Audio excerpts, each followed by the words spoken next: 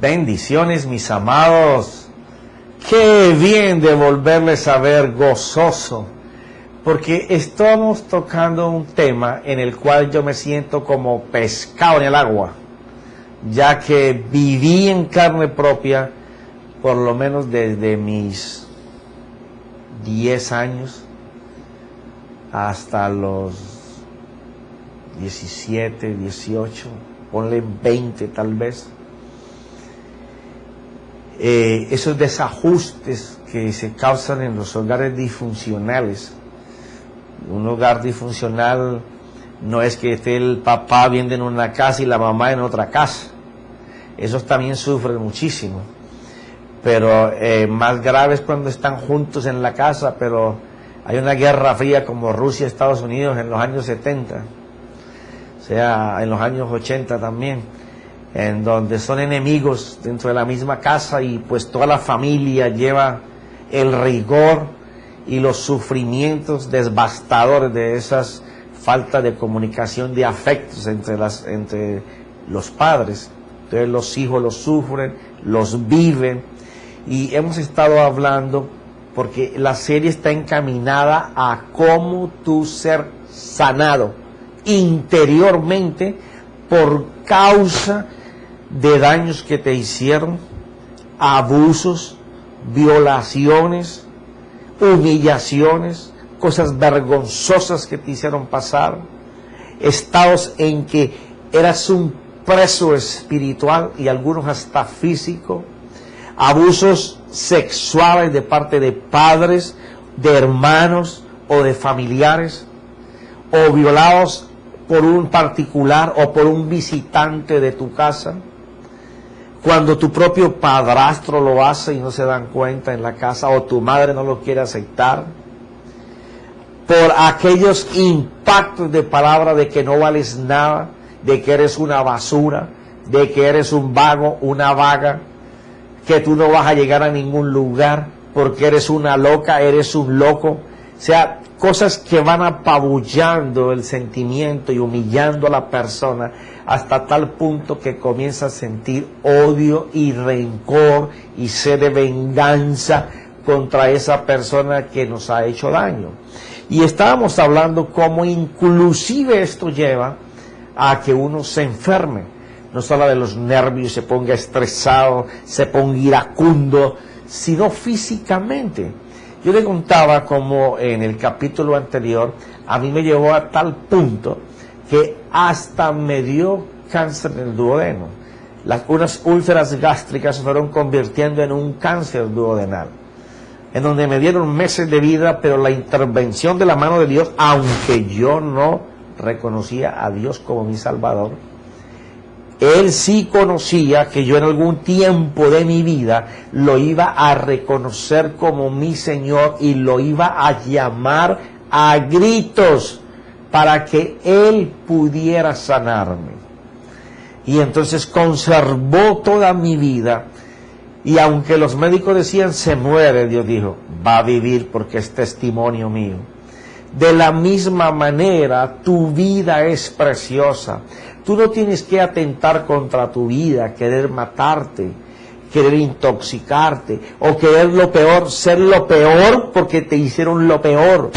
Llegar al punto de las drogas, el alcoholismo o la prostitución, o de ser una persona que agravia a las demás, que ofenda a las demás, que humilla a las demás, que lo que no le puedes cobrar al que te hirió, tú lo vengues en todas las personas, que nadie sepa por qué tú tienes una actitud tan de roca, tan de piedra, que cuando tú contestas, que cuando tú hablas, lo que sale de ti es hiriente, que las expresiones corporales tuyas, hay personas que no hablan mucho, pero sus expresiones corporales son ofensivas.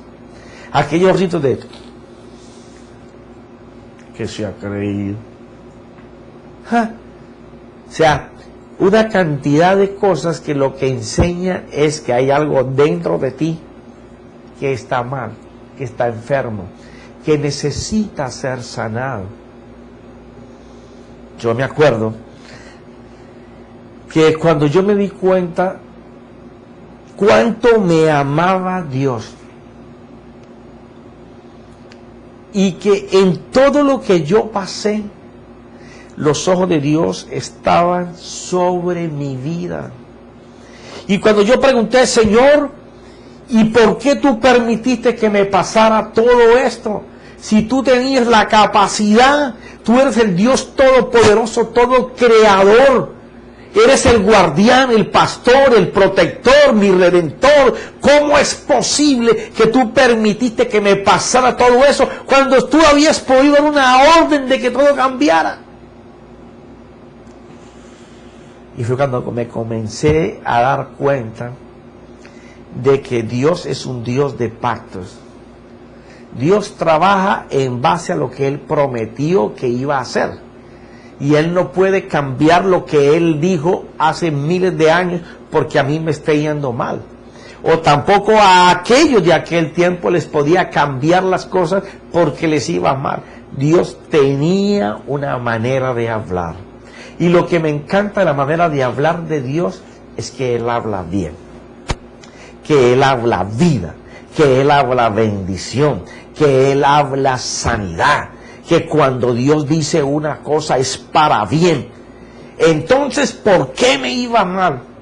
Bueno, porque las cadenas que tal vez venían de mis tatarabuelos, a mis abuelos, y ahora llegaba a mis padres, estaban llegando a mí.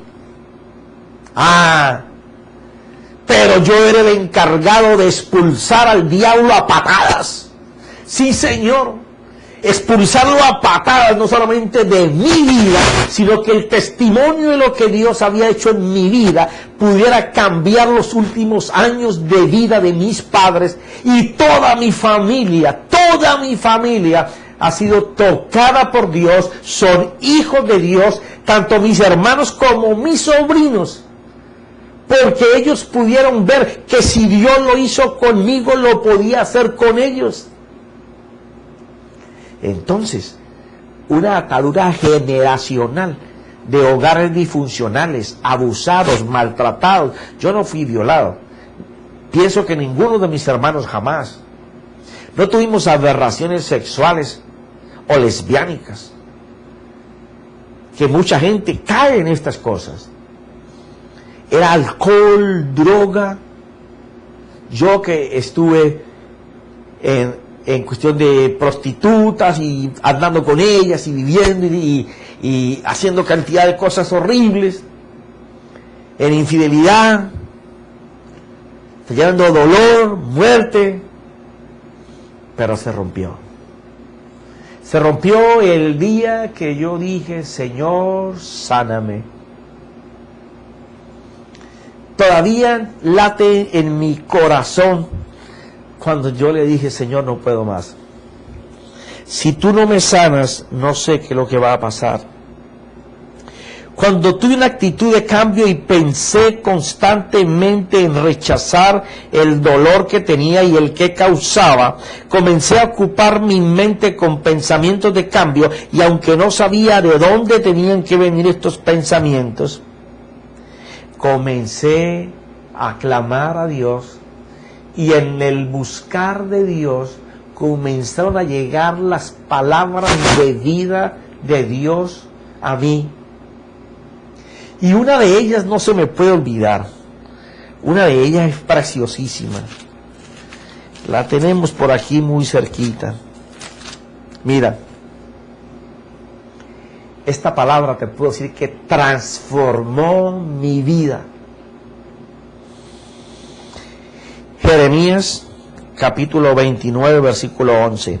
Porque yo sé los planes que tengo para vosotros, declara el Señor. Planes de bienestar y no de calamidad, para daros un futuro y una esperanza. ¡Wow! Cuando yo en medio de ese dolor, de esa aflicción, de ese tormento de años, tenía todo lo que quería, pero aún así dentro de mí había un monstruo que pedía venganza, que no se conformaba con ver lo que le pasaba a los demás, ni el dolor que causaba, sino que quería hacer mucho más dolor.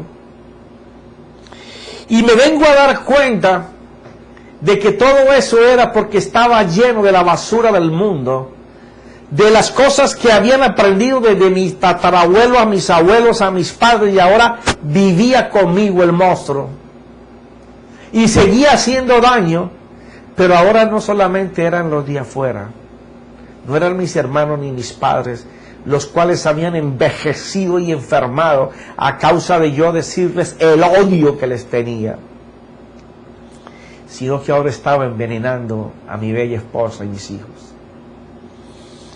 Y cuando yo pude leer esta parte, primero la escuché de un predicador y luego me llamó la atención esa palabra, y no sabía ni dónde estaba, pero lo único que sé es que en aquel tiempo yo compré ese cassette. Y compré mi primera Biblia porque yo quería saber con mis propios ojos, mirar dónde decía eso, que Dios sabe los planes que tiene para mí. Y que Él dice que son planes de bienestar y no de calamidad, para darnos un futuro y una esperanza. Yo decía, no. Ese Dios es un mentiroso. Porque a mí todo lo que me ha pasado no ha sido planes buenos. Para mí no ha sido un futuro bueno.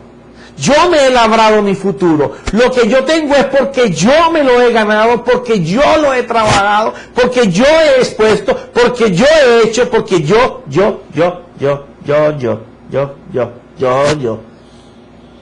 Y ahora me venía a decir que el monstruo que estaba dentro de mí,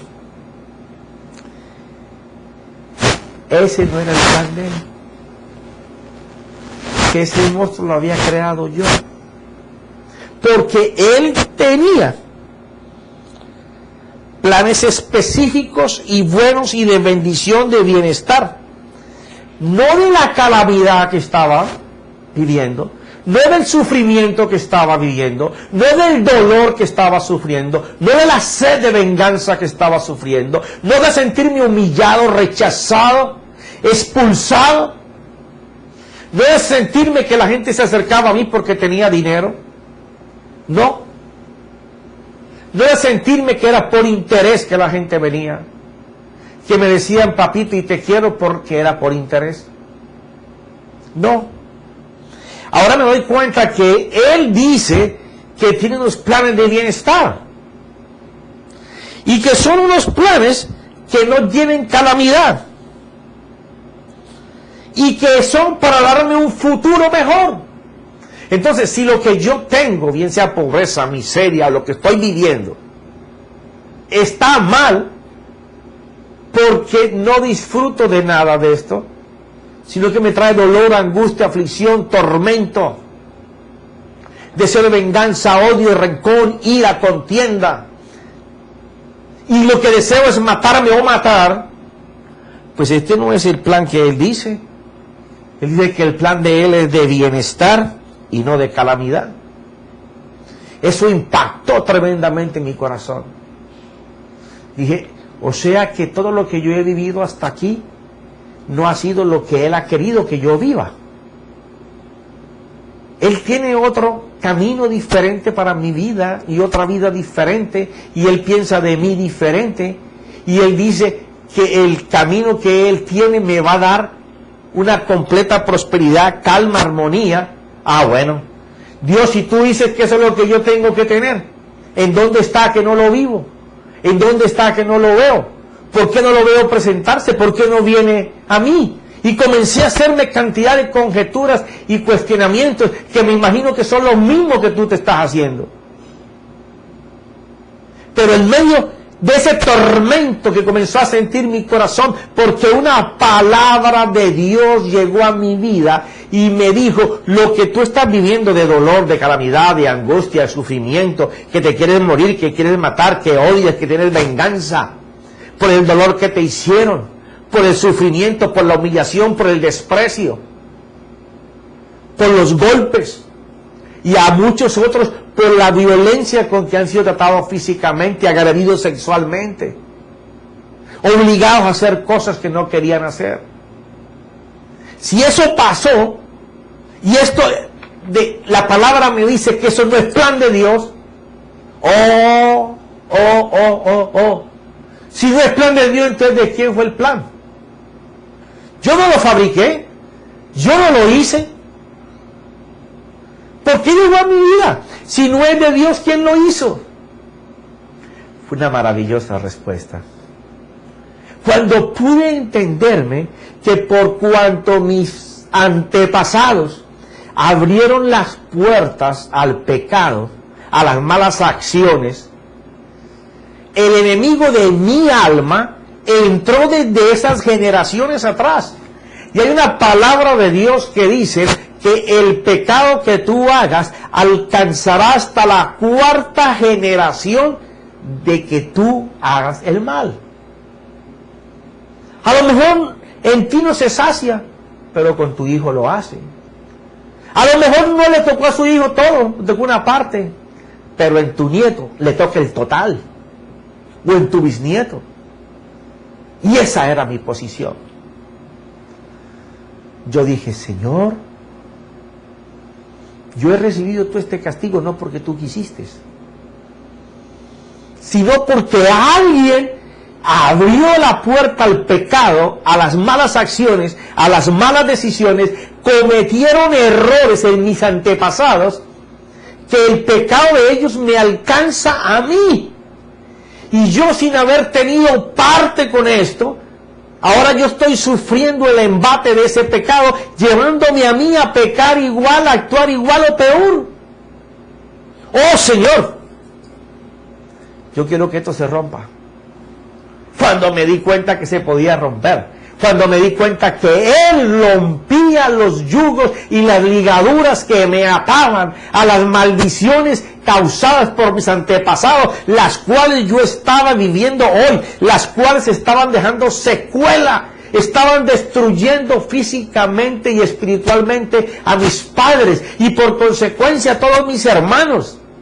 Mi esposa, mis hijos, la familia de mi esposa, cantidades de miles de personas siendo agredidas físicamente por mis actos, por mis decisiones, por mi pecado, por mi maldad. Dije, Señor, te necesito.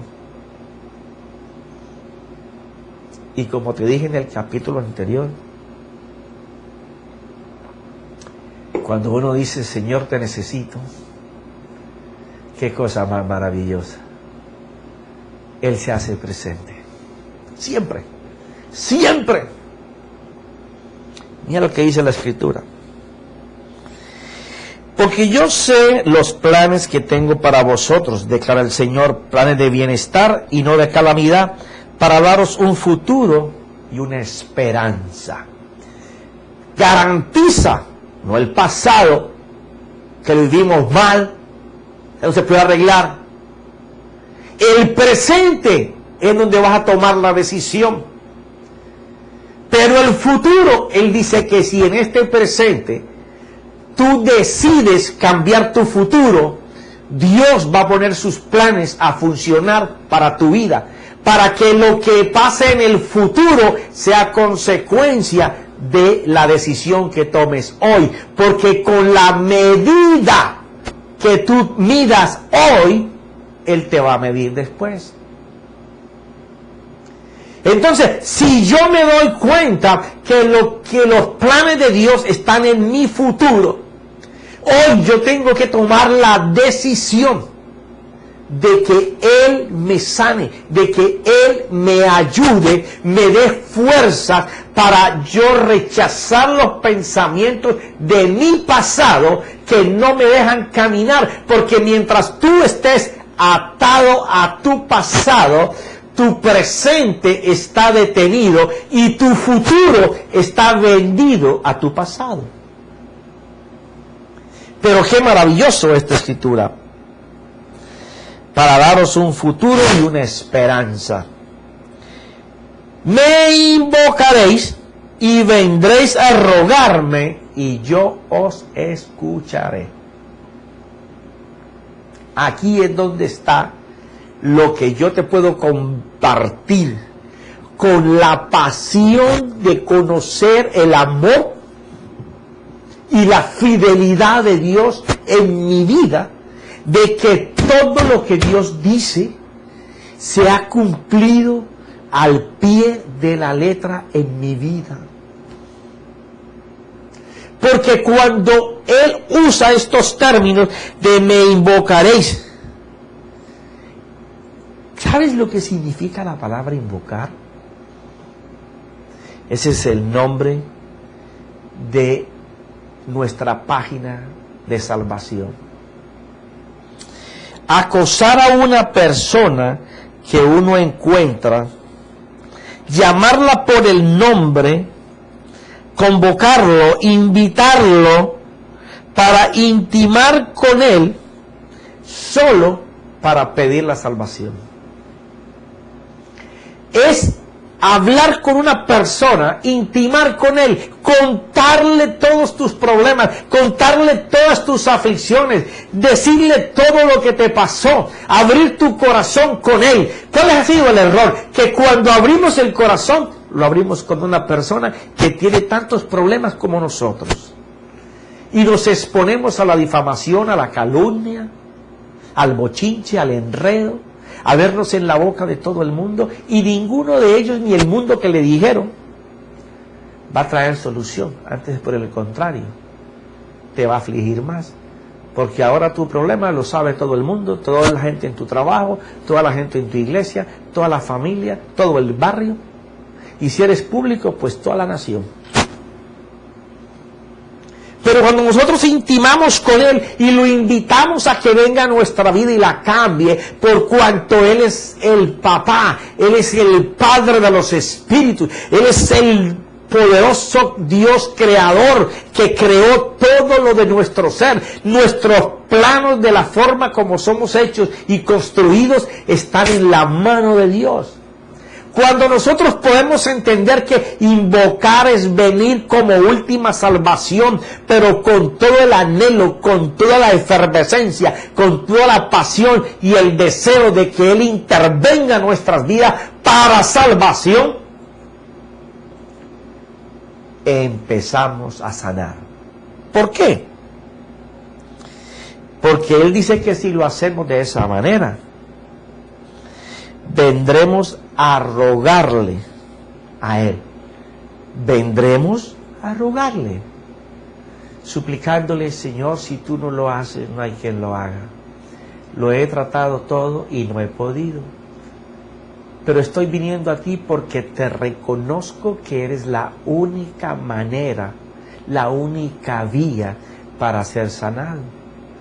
Tengo años con este dolor, con esta amargura, y cada vez que veo a la persona que me hizo la ofensa, me siento morir. No sé ni por qué está vivo. Aún más, yo le he dicho: debería de morirte. Y cada vez le deseo que se muera. Y cuando le pasa algo malo, me corre un vientecito como de alegría, porque está pagando lo que me hizo. Pero cuando tú llegas a Dios y te das cuenta de que eso viene amarrando la bendición de tu futuro, porque eso es lo que hace la falta de perdón. Te ata a tu pasado, no te deja vivir tu presente, y tu futuro lo tiene vendido a lo que tu memoria registra de tu pasado. Tú estás viviendo todos los días atrasado del avance normal de las personas. Por eso es que entran en miseria, en pobreza, en depresión, en ganas de suicidio, de muerte. Primero empiezan por querer vengarse, pero después llegan a esos términos, porque al pasar el tiempo están viviendo siempre atrasados. La gente avanza hacia el siglo XXI y ellos van hacia el XIX, donde recibieron el daño, o hacia el XX. ¿Por qué? Porque están vendiendo su futuro a su pasado. Pero cuando nosotros venimos implorando: Señor, ayúdanos, y sabiendo que Él es el único que lo puede hacer, entonces leemos lo que dice. Él dice: y yo os escucharé. Me buscaréis y me encontraréis cuando me busquéis de todo corazón. Esto significa que tenemos que rendirnos a Él y depender que Él haga.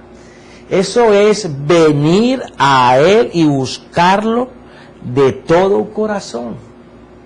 Señor, esto lo he tratado por años, pero no he podido. Me duele. Y cuando pienso en el que me hizo daño, me duele más. Y cuando lo veo cerca, o sus familiares, me duele más. Y puede ser tu papá, puede ser tu mamá, me pasó a mí, puede ser tus hermanos, puede ser tu suegra, puede ser tu suegro. Uno no se casa con el suegro ni con la suegra, pero uno no puede matarle la mamá al cónyuge o el papá al cónyuge. Ya esa es parte de tu familia. Tú tienes que aprender que para que tu esposo se sienta amado y tú ames a tu esposo, tienes que amar a su familia. A lo mejor te cae re mal. Eso es como echar ácido en el ojo. Ponte gafas y cuando te eches el ácido, te lo echas en el vidrio, en el espejo. Porque no vas a poder botarlo. Es parte de tu familia hasta que se mueran. Te vas a amargar la vida, todo lo que falta.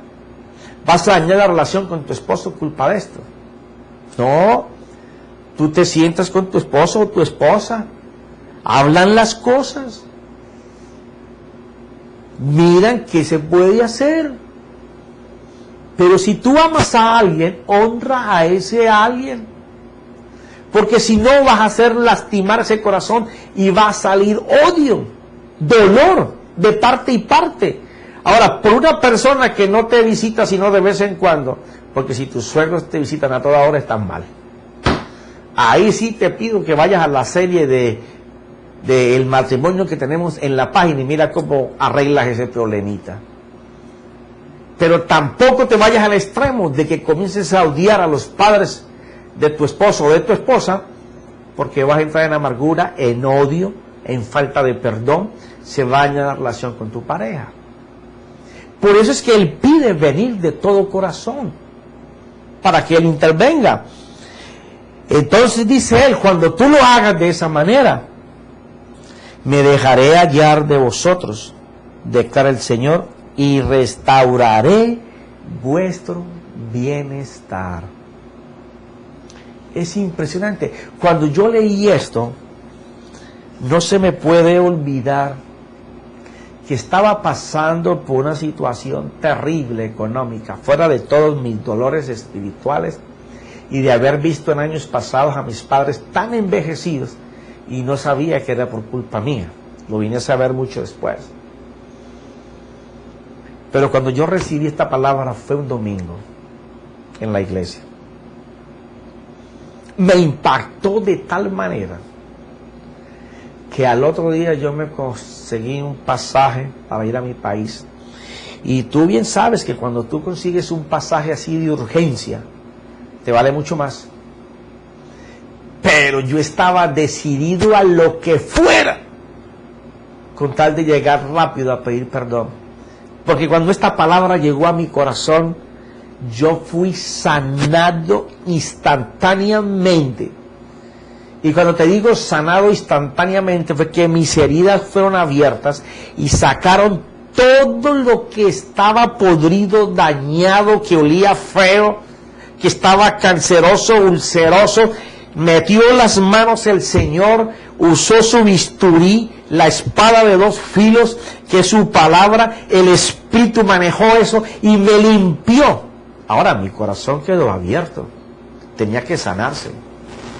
La cicatrización no iba a ser de un solo día, pero que me sacaron lo malo para que mi corazón sanara lentamente, así fue hecho. Yo me acuerdo que cogí ese pasaje, me fui para mi país. Ellos no me esperaban ni yo quería que supieran que estaban. Llegué de sorpresa. Me acuerdo como si estuviera viendo en este instante. La voz se me ahogaba tanto en llanto que yo no podía hablar casi. Yo llegué de noche y me quedé en un hotel y luego madrugué para estar ahí con ellos. Y cuando yo me puse de rodillas delante de las personas que me habían causado daño por años, de rodillas a sus pies, no me puedo olvidar todavía, yo ahí de rodillas y mi papá queriendo pararme, yo no papi, déjame pedirte perdón por todo lo que yo hice malo, yo no me acordé de lo que me habían hecho, sino de todo lo que yo había hecho malo contra ellos. Y yo ahí gimiendo en el piso, pidiéndole perdón a mis dos viejos. Eran como las 7 de la mañana. No me puedo olvidar. Y luego nosotros tres parándonos, llorando. Bueno, lloramos casi toda la mañana y hablábamos de cosas y nos pedíamos perdón. Y en la medida que íbamos hablando nos íbamos sanando y nos abrazábamos, nos confundíamos en llanto, en abrazos. Pero allí el Señor acabó de sacar el poco mal que quedaba en nuestros corazones. Y de ahí para adelante ya la tarea fue de Dios. Porque Dios empezó no solamente a entregarme por medio del testimonio de ser hijo de Dios a mis padres, a mis hermanos, a mis parientes. El vecindario de donde yo crecí comenzó a ver la transformación en mi vida y comenzaron a querer conocer de ese Dios que me había cambiado. Cuando uno sabe que Dios lo puede hacer, es muy fácil hablar de Él. Mira esto. Pude comenzar a ocupar la mente con pensamientos contrarios a los habituales, que eran de daño, de dolor, de aflicción, y los comencé a llenar con la bendición y las promesas de Dios, que iban a ir en contra de todo lo que me había sucedido. Porque se trataba de cambiar mis pensamientos para que no se ocuparan del pasado, sino que en este presente se ocuparan de la bendición que Dios tenía para mí, que es lo que yo te leí ahí en el capítulo anterior. Cuando eso empezó a estar en mi vida, mis emociones fueron afectadas, porque comencé a ver la vida de una manera diferente. Comencé a darle valores a cosas que nunca le había dado valor por estar pensando en cómo cobrarme lo que me habían hecho. Entonces fue cuando otra palabra vino a mi vida. Y esa palabra fue un bálsamo, porque me colocó en la ruta de la pasión por mi Señor, al darme cuenta cuánto Él deseaba sanarme y yo no lo sabía. Ahí en Jeremías, capítulo 17, hay un clamor del profeta para el Señor, por el pueblo de Israel que había pecado y cometido errores. Y la ira de Dios estaba sobre ellos. Y como la palabra se cumple, así como yo había sido atacado de esa forma, y que mi pecado venía posiblemente generacionalmente por 4 generaciones atrás, y quién sabe si ellos estaban atados a otras generaciones perversas de pecado y culpa, malas decisiones, errores, pues yo estaba sufriendo ese embate. Ahora el profeta Jeremías está clamando por un pueblo que pasa exactamente por lo mismo. Y dice en el capítulo 7, versículo 14, oh Señor, esperanza de Israel, todos los que te abandonan serán avergonzados. Esto no tiene vuelta. Tú no lo sabes, yo tampoco lo sabía. Y si lo sabes, enmiéndalo. Por cuanto uno abandona a Dios, uno es avergonzado, humillado, maltratado. Vas al sufrimiento, al dolor, a la angustia, al desprecio, al desecho. Los que se apartan de ti serán escritos en el polvo. Significa la muerte. Los que se apartan de ti. Porque abandonaron al Señor, fuente de aguas vivas. Cuando hablamos de aguas vivas, estamos hablando de lo que el Señor narra en el Evangelio de Juan, capítulo 4, con el ejemplo de la samaritana, en donde ella sacaba agua de un pozo, pero Dios le pide de esa agua para él calmar su sed, a cambio de darle a ella una agua que ella no puede sacar del pozo, pero que cambiaría su vida. Una mujer con 5 esposos que había tenido, y el 6º que tenía no era de ella, era de otra mujer. Una vida llena de dolores, de aflicciones, de angustia, de adulterio, de fornicaciones, de depravaciones, de dolor, de abuso, de rechazo. Pero ahora Él se presenta y le dice que le va a dar una palabra que es la representación del agua, que al dársela le va a cambiar la vida. Ese es nuestro Dios. Una palabra de Dios, como vino a mi vida, cambió mi vida, y en este día Dios quiere que esa misma palabra sea dada a ti para que tu vida sea cambiada.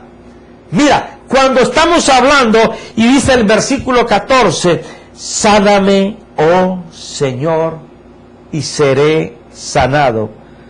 Sálvame y seré salvo, porque tú eres mi alabanza.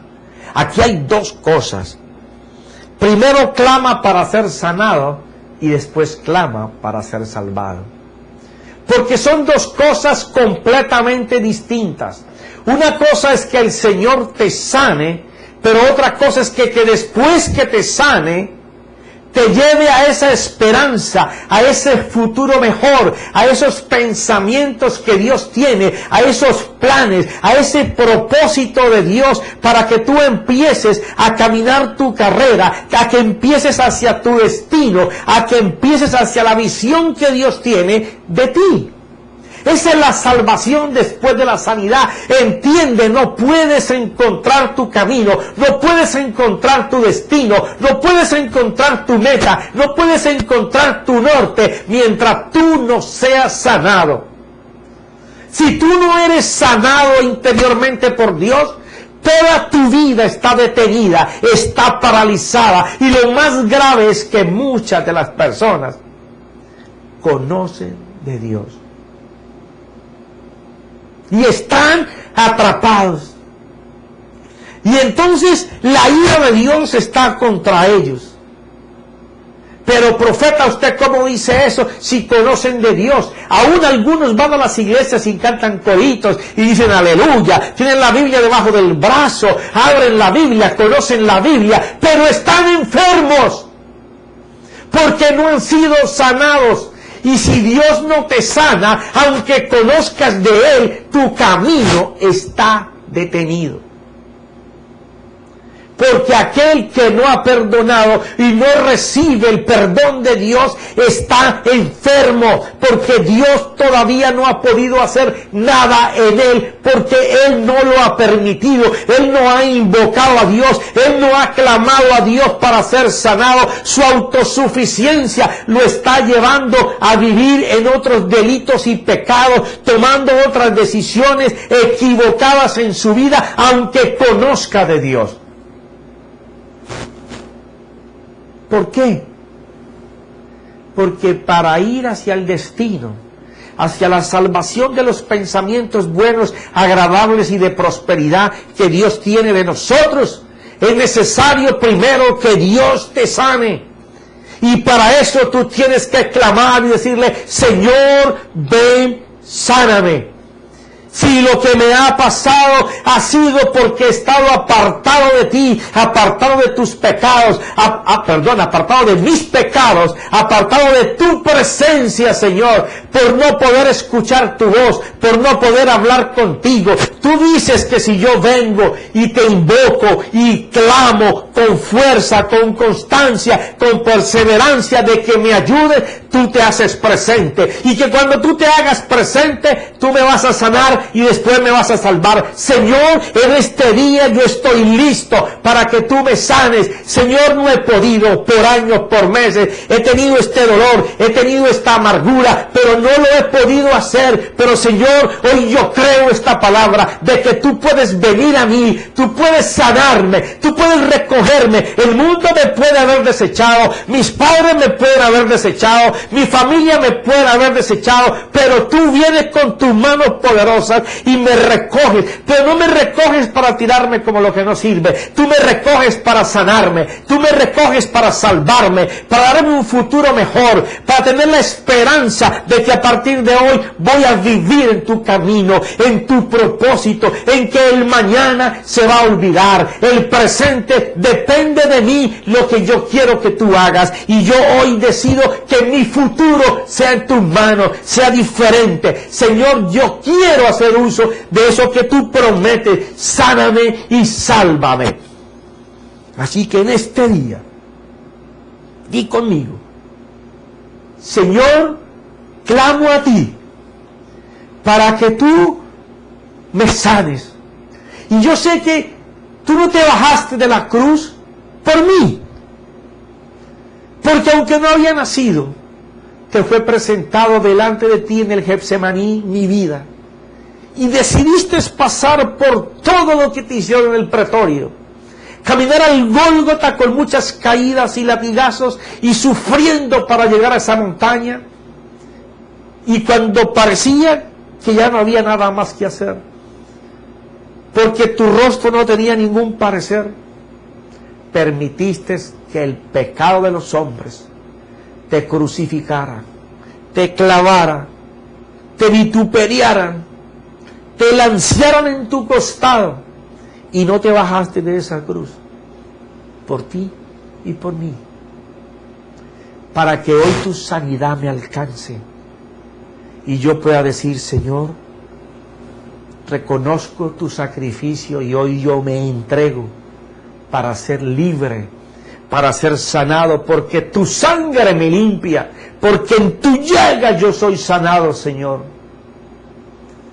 Y quiero el futuro en tus manos, para salvación, Señor, no solo de vida eterna, sino para testificar de todo lo que tú puedes hacer. Yo hoy lo recibo, Señor, en el nombre de Jesús. Amén y amén.